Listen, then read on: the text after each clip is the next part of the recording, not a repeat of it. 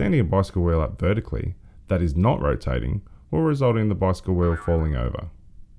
If the same wheel is rotated sufficiently, it becomes a gyroscope and maintains its axis in space. This property, known as rigidity, can be used to measure angular accelerations. A traditional gyroscope is any rotating mass.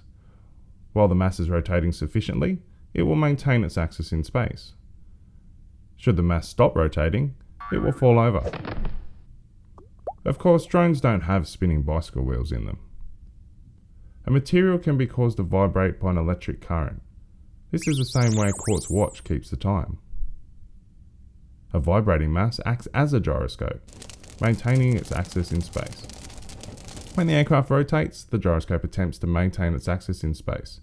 This resistance to rotation, known as Coriolis force, allows us to measure the angular accelerations of the aircraft.